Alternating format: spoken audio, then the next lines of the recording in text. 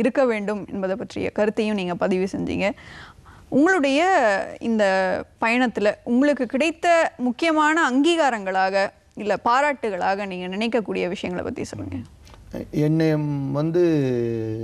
வெற்றிகரமாக இந்த துறைக்குள் இயங்க வைப்பதே என்பது பாராட்டுகளும் அதன் மூலம் கிடைத்திருக்கிற சில நல்ல விஷயங்களை மற்றவர்கள் கொண்டு போய் சேர்ப்பது தான்.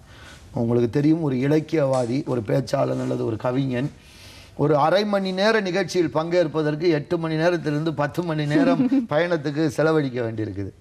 பல நேரங்களில் போய் இறங்கிட்டு அப்படியே மேடையில் ஏறுவதற்கு முன்பு பின்பக்கம் முகத்தை கழுவிட்டு சட்டையெல்லாம் மாற்றி கூட போயிருக்கிறோம். அப்படி பயணங்கள் அலுப்பூட்டுகிற போதெல்லாம் இதில் தொடர்ந்து இயங்கணுமா என்கிற கேள்வி வரும். ஆனால் அந்த நிகழ்ச்சியில் பேச்சின பிறகு அல்லது கவிதையை கேட்ட பிறகு நல்லா இருக்குது அப்படின்னு சொல்லி மற்றவர்கள் கொண்டாடுகிற போது அதற்கான தன்மை என்பது இருக்குது. என்னையை பொறுத்த அளவுக்கு நிச்சயமாக என்னுடைய கவிதைகளுக்கு ஒரு நல்ல விரிவான வரவேற்பு இருக்கிறது. என்னுடைய கவிதை புத்தகங்கள் பரவலாக விற்பனை ஆகியிருக்கின்றன. ஒரு 2-3 பேர் என்னுடைய கவிதைகளை வைத்து எம்பில் ஆய்வு செய்திருக்கிறாங்க. பரிசுகள் என்கிற வகையில் பார்த்தீங்கன்னா தமிழக அரசுடைய தமிழ் வளர்ச்சி பண்பாட்டுத்துறை சமீபத்தில் அரசு அலுவலர்களிடையே தமிழை ஆட்சி மொழி ஆக்கியதை ஒட்டி 50 ஆண்டு ஆனதை ஒட்டி ஒரு கவிதை போட்டி நடத்தினாங்க. அதில் என்னுடைய கவிதைக்கு 2ஆம் பரிசு 3000 தமிழக முதல்வர் டாக்டர் கலைஞர் அவர்கள் தந்தாங்க. ஒரு படைப்பாளியிடமிருந்து கவிதைக்கான பரிசு பெற்றது என்பது மகிழ்ச்சியாக இருந்தது. அதுபோல் தமிழக அளவில் வேறு சில இலக்கிய அமைப்புகளும் பல்வேறு பரிசுகளை தந்திருக்கிறாங்க. அப்புறம் சில இலக்கிய அமைப்புகளும் அந்த கவிதைக்கான அங்கீகாரம் பரிசுகள் அப்படி கொடுத்துருக்குறாங்க. ஆனால் அதை விட நான் பார்ப்பது நிச்சயமாக ஜனங்களிடத்திலிருந்து கிடைக்கிற அங்கீகாரம் என்பது மிக முக்கியமாக நான் பார்க்கிறேன். ஒரு முறை திருவாரூரில் நடக்கிற ஒரு இலக்கிய கூட்டத்துக்காக நான் பிரயாணம் பண்ணி போயிட்டு இருந்தேன்.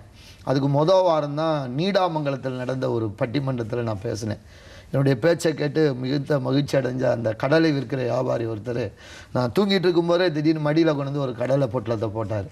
நான் டக்குன்னு முடிச்சு பார்த்து நான் கேட்கலையா அப்படின்னு. இல்லைங்க, போன வாரம் உங்கள் பேச்சை கேட்டேன், ரொம்ப நல்லா இருந்தது, அதனால் நான் கொடுக்குறேங்கிறார். அப்போ நான் என்ன கருதுகிறேன் என்றால், இது மாதிரியான விருதுகள் ஒரு படைப்பாளியை உற்சாகப்படுத்தக்கூடியது. அதே நேரத்தில் மக்களிடமிருந்து கிடைக்கிற அங்கீகாரம் என்பது மிக முக்கியமானது என்று நான் பார்க்கிறேன். அது நல்ல நிலைமையை பல படைப்பாளிகளுக்கு, எனக்கு மட்டும் இல்லை, ஏன்னா என்னை விட திறமைசாலிகள், என்னை விட வாய்ப்புள்ளவர்கள் தமிழகத்தில் நிறைய பேர் இருக்கிறாங்க. ஒரு அங்கீகாரம் மட்டும்தான் படைப்பாளியை எப்பொழுதும் மேலும் உற்சாகப்படுத்தும்.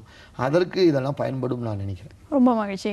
உங்களுடைய படைப்பில் உங்களுக்கு எவ்வளவு பெருமிதம் இருக்கிறதோ அத்தகைய பெருமிதம் உங்களுடன் இருக்கக்கூடிய சக படைப்பாளிகள் மீதும் உங்களுக்கு இருப்பதை நாங்கள் உணர்கிறோம். உங்களை போன்ற ஒரு படைப்பாளரிடம், கவிஞரிடம் உரையாடியதில் எங்களுக்கு மிகவும் மகிழ்ச்சி. ரொம்ப நன்றிங்க. நன்றி. என்னுடைய கருத்துக்களை பதிவு செய்ய கிடைத்த இந்த வாய்ப்புக்கு நன்றி தெரிவித்துக்கிறேன்.